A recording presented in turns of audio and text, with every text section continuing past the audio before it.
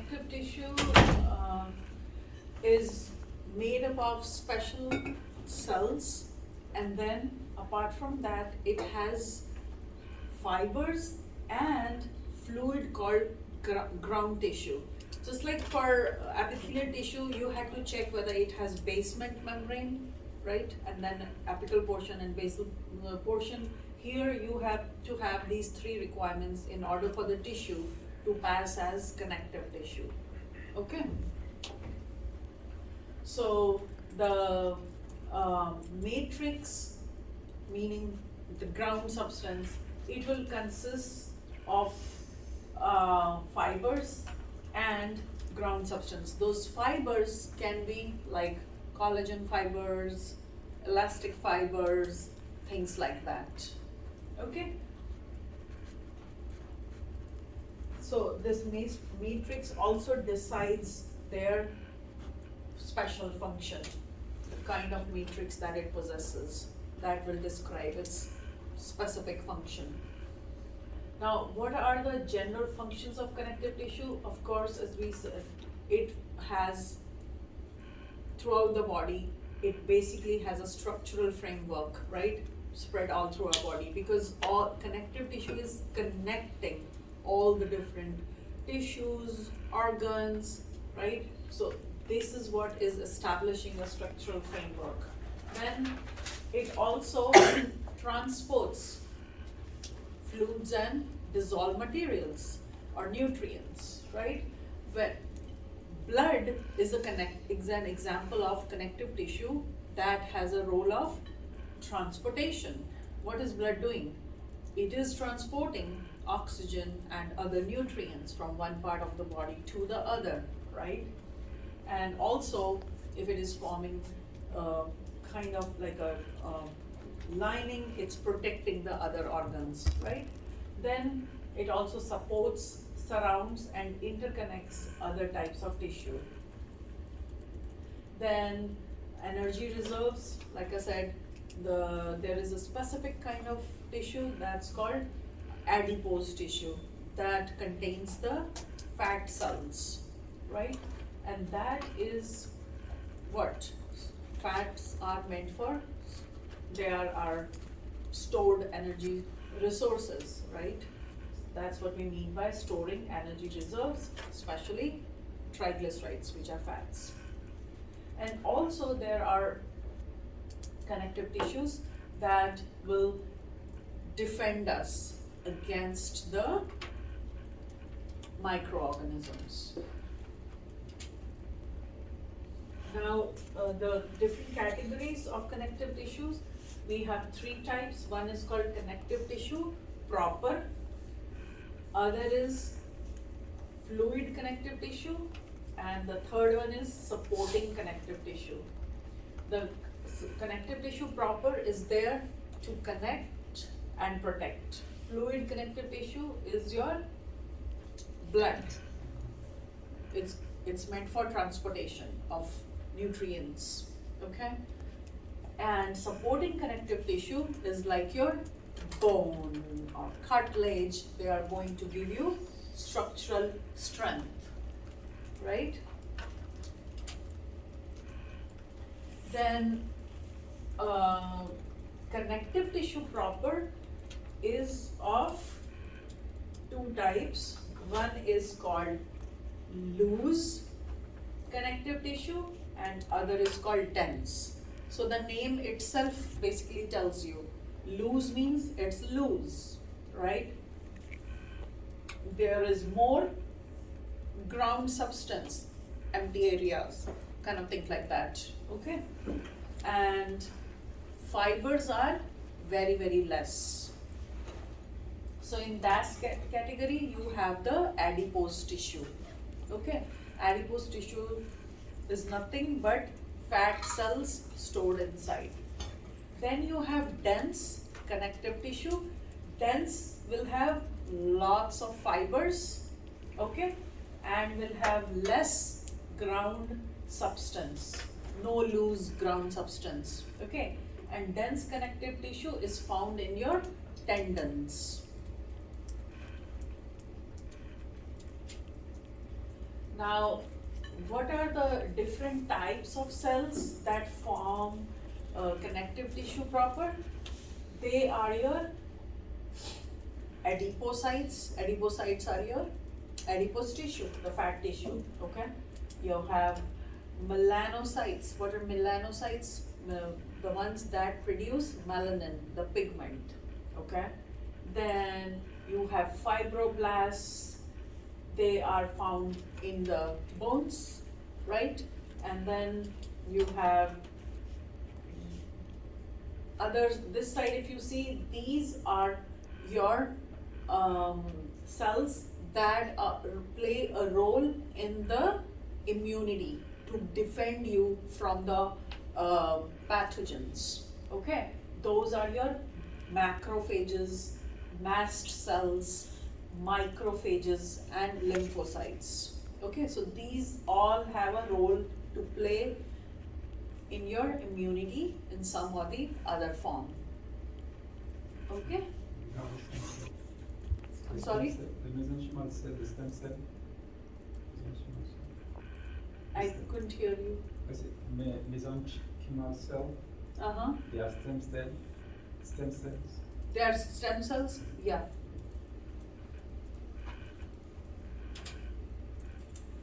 Okay.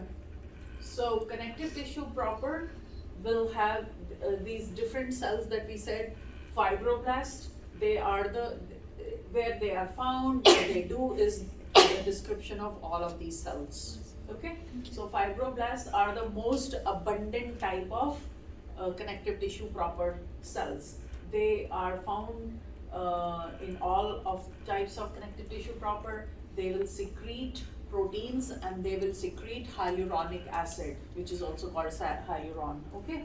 Which is, remember, the cement, the grout I said, between two cells. Two cells are joined together by a cement. So hyaluronic acid. And then you have fibrocytes. Fibrocytes are the second most abundant type of cells and they maintain the connective tissue fibers. Then you have the adipocytes, which are the fat cells. Each cell will store a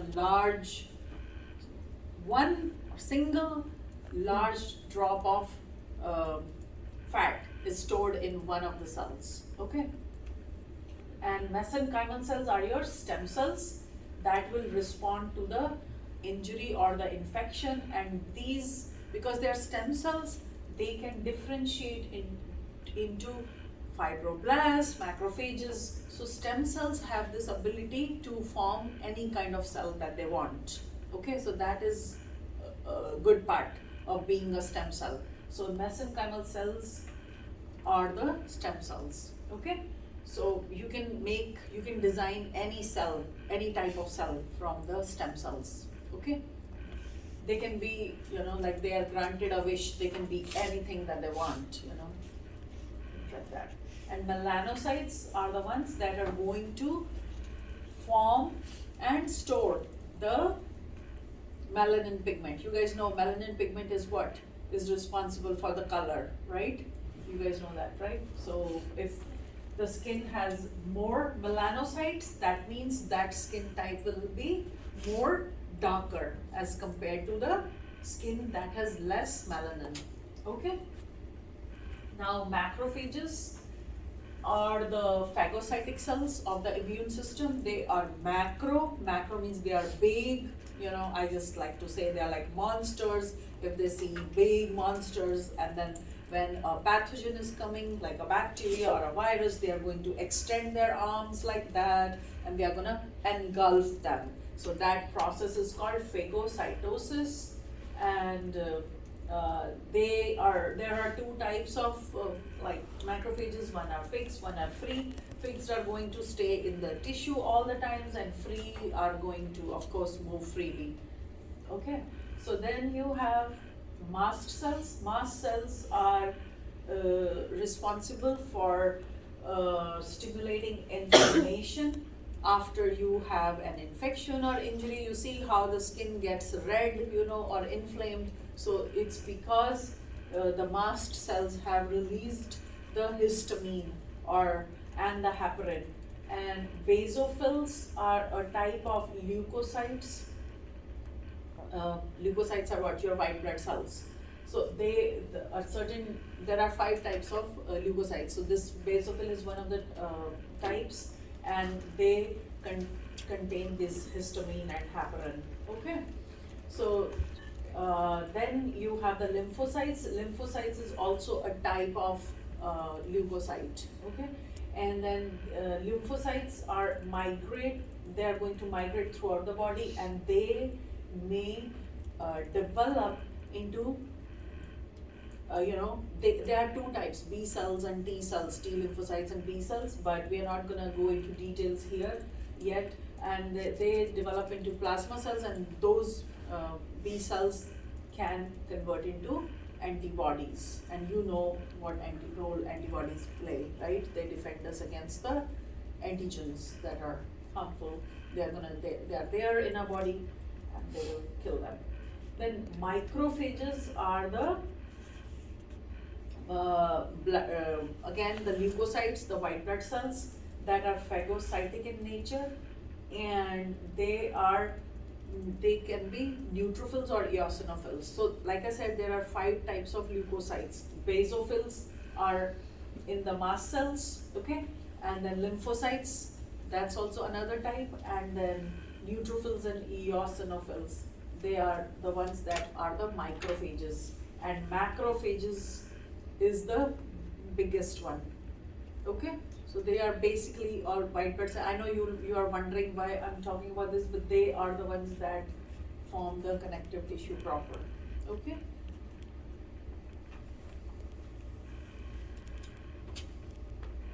Then fibers. Connective tissue is always identified by the presence of certain types of fibers. Okay, and those fibers can be of 3 types. Collagen fiber, you guys all know. We have collagen in our skin, we have elastin fiber, right? Apart from those 2, you have reticular fibers also. Reticular fibers are going to form a network of the interwoven fibers. Reticulate, they are just going in every direction, forming a mesh, forming a network. That's how you can differentiate them. Collagen are the most common fibers in the connective tissue proper. Collagens are going to be long, straight, and unbranched. They are never going to branch.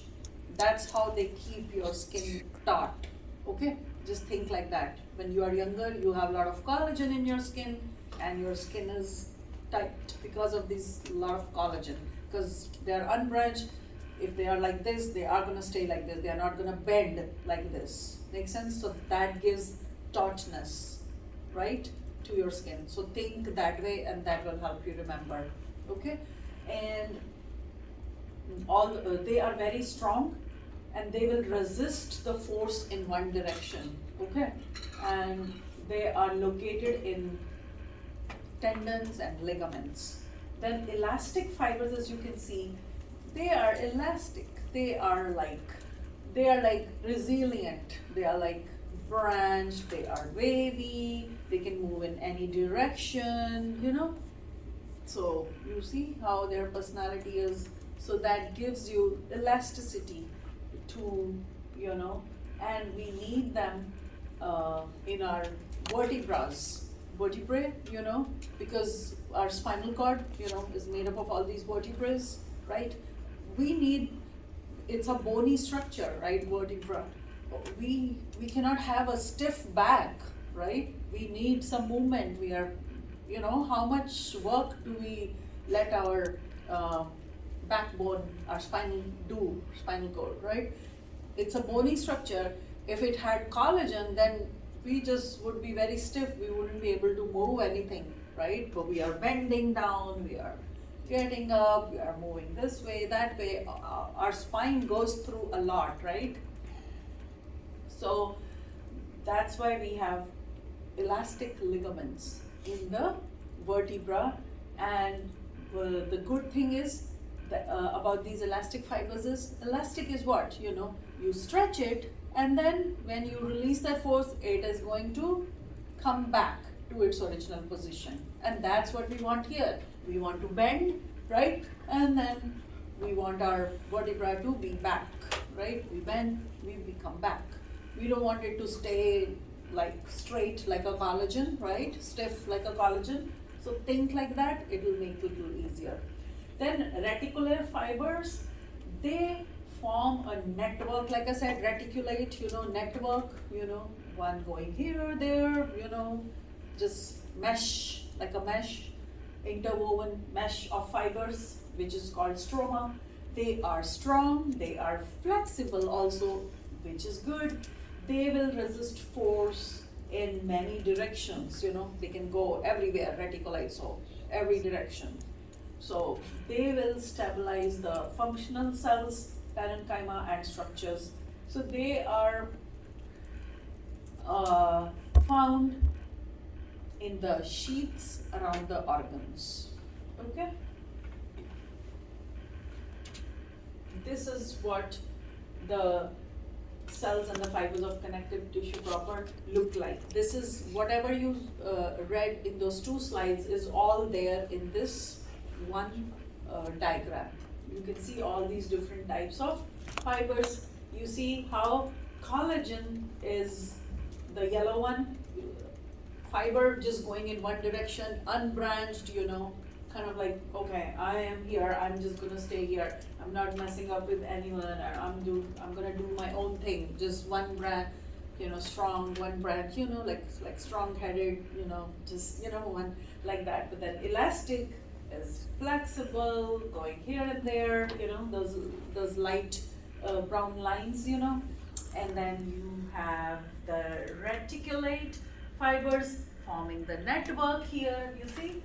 Reticular fibers forming the network, they will go in every direction, forming a mesh, like a network interwoven.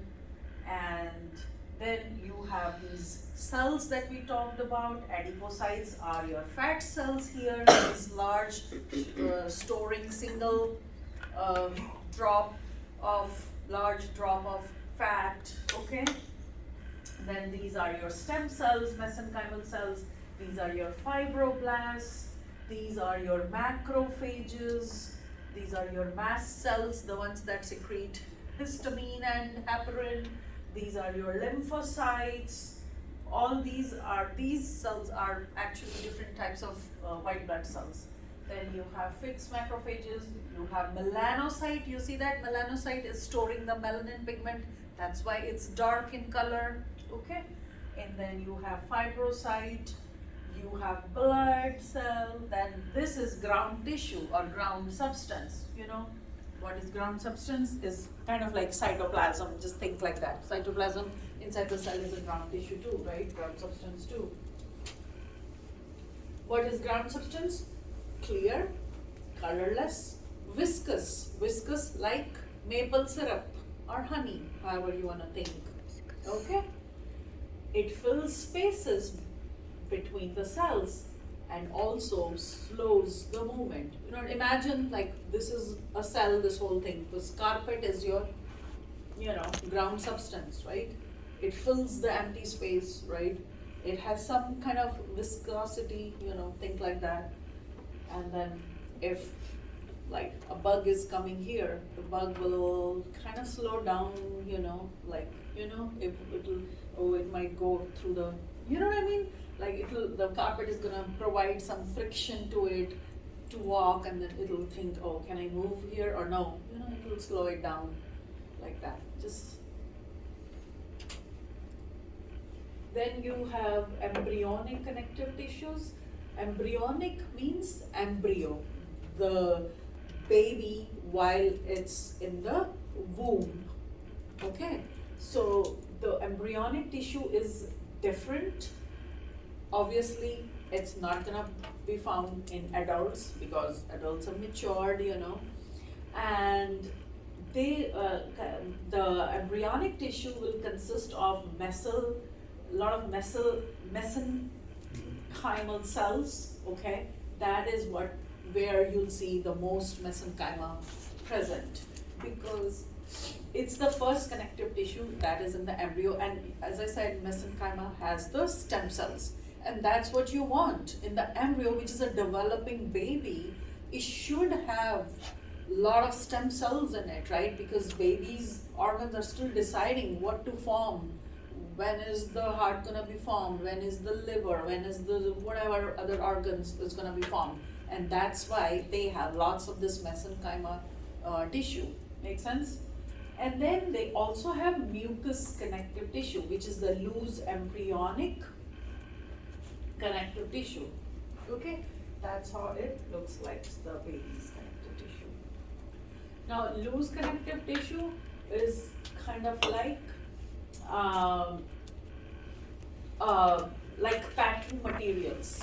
You know, you guys pack um, um, a box, you put peanuts in it, you know, or some padded, you know, air, what I forgot the name, you know, like to kind of give cushion to the gift that you are going to send it to someone. You have a big box, right? And you want your whatever you are storing inside your box not to kind of just, you know, go in every direction. So you would put lots of peanuts or those packing peanuts and packing, you know, I forgot the name for those little things, padding, cushioning, you know, so that your gift doesn't just go. You have a bigger box, you need some cushioning. So that's what loose connective tissue does.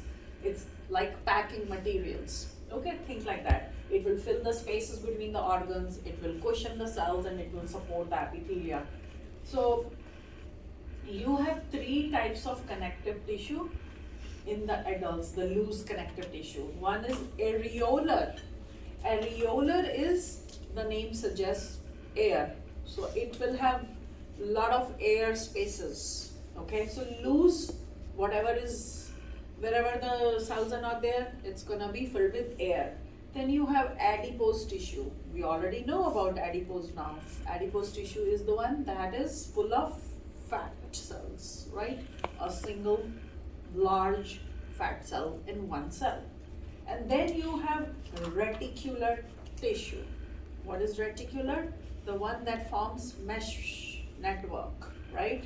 Fibers going in every direction. This is how this looks like. Areolar tissue is the least specialized one.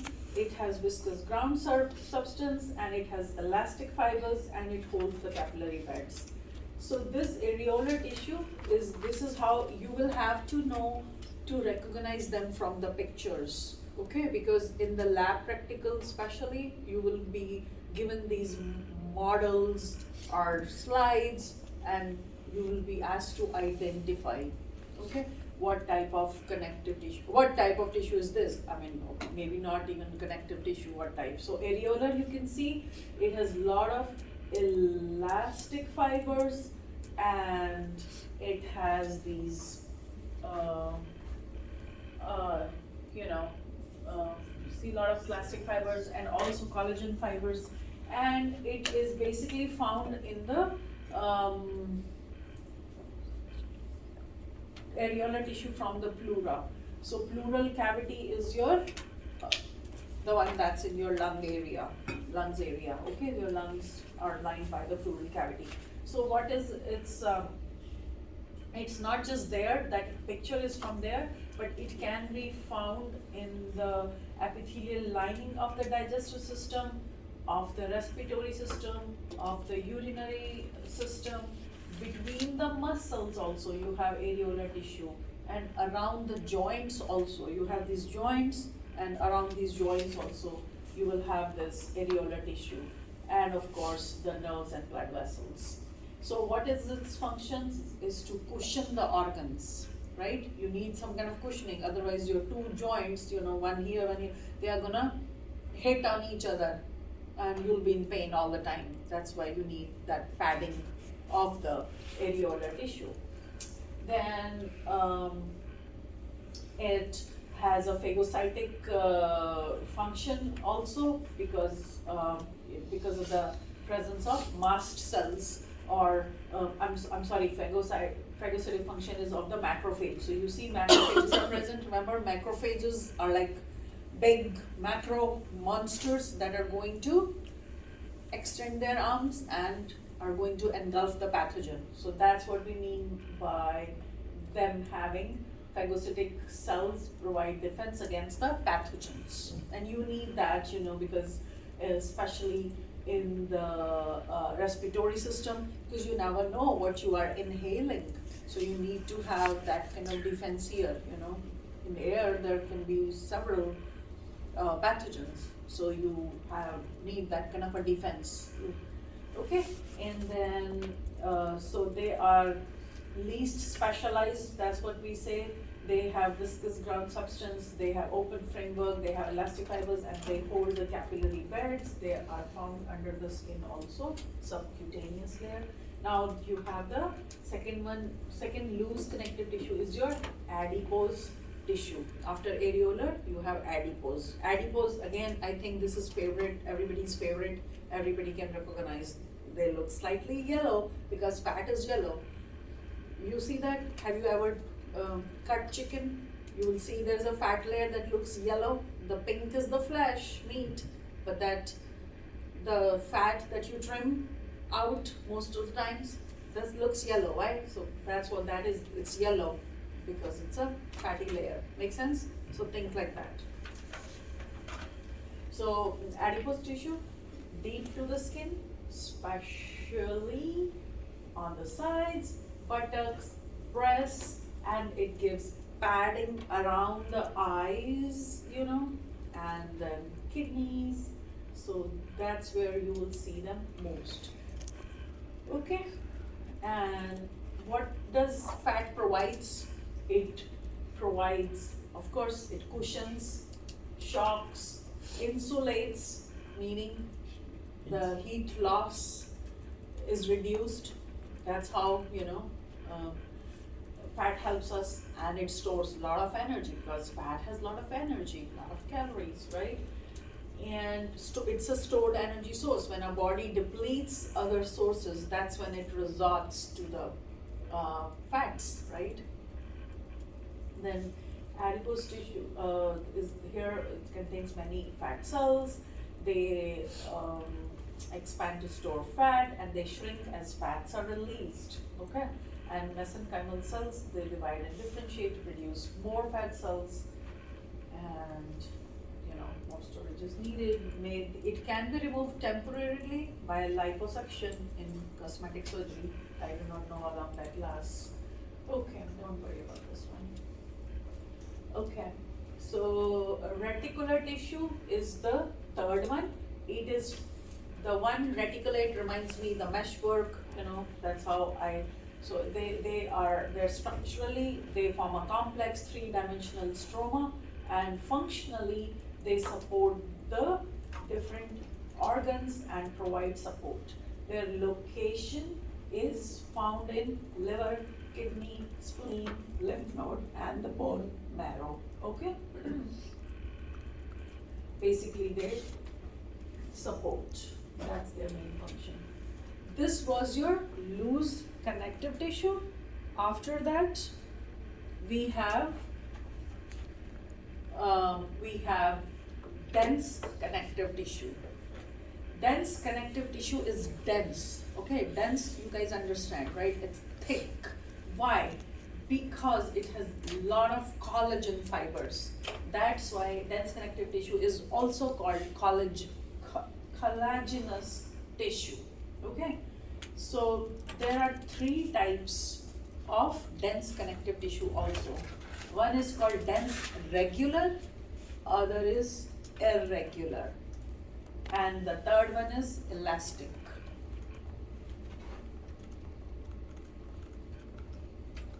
So dense regular, as you can see, is tightly packed. There is no air space between. You can see the difference from connective tissue proper. Connective tissue proper, remember how loose it was, right? But this one is densely packed. One fiber after the other. Like this. It's going. There is no room for any other thing. Okay? So that's dense, and all these are collagen fibers, meaning they are unbranched, thick, providing a lot of strength. Okay, that's how. So this is tightly packed, parallel collagen fibers. That's why this one, dense connective tissue, is found in tendons and ligaments and aponeurosis. Okay, so tendons are what? They are the ones that attach muscles to bone. Ligaments are going to connect one bone to another, and that's how they provide stability to the organs. Now, what are aponeurosis? Aponeurosis are the sheaths made up of tendons that attach to a broad, flat muscle to another structure. Okay? Now, what are their functions? The locations. The location, functions. They provide firm attachment, they conduct and pull on muscles, they reduce friction between muscles, and they stabilize positions of the bones. Okay?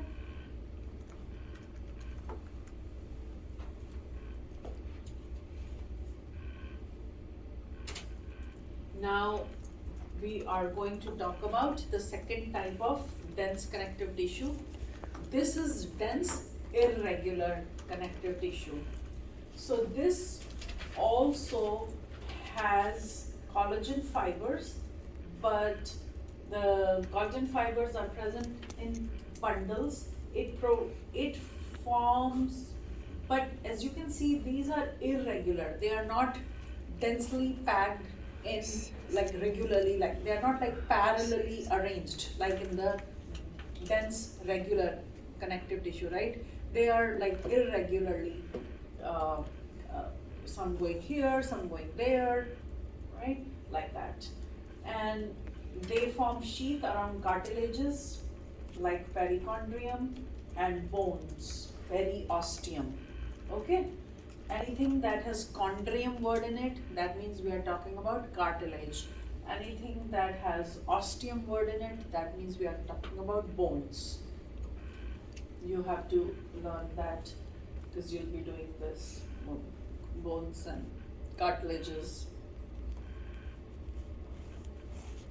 So where are these dense irregular connective tissue found? They are found in periosteum. Then that means what? I'm talking about the bone. So the outside of the bone is where they'll be found. Perichondria, outside of a cartilage, chondrium. They are found in the nerve and muscle sheaths, and also in the dermis. What is dermis? The second layer of the skin. You have epidermis, then you have dermis, right? Their function is to provide strength to resist forces from many directions. They help prevent overexpansion of the organs such as urinary bladder, because urinary bladder may extend so much, but if they are around that area, they are going to prevent that expansion, overexpansion. So that's how they end up forming capsules around liver, kidneys, and spleen. Then you have elastic dense connective tissue. So the word says they have lots of elastic fibers. They will have lots of elastic fibers. And that's why they are located between the vertebra of the spinal column. These are the vertebrae between the spinal column. This is where they'll be found. Okay? So they are ligaments that support the penis, ligaments that support the transitional epithelium, and in the blood vessel walls. Now, their function is to stabilize positions of vertebra, and they cushion the shocks, because when we talk about vertebra, this area of spinal cord is most vulnerable to shocks. You never know anything, any strong, you are driving, any strong jolt, you press hard on your brake or something, every time, there are strong shocks or jolts that you are getting, right? So that's how it, if you're having that elastic tissue is very helpful here, okay? And it permits expansion and contraction of the organs. So basically, that's what that location is, that elastic ligaments of the spinal vertebra. Now, what are, is it time? Yeah, 9:30. I got one more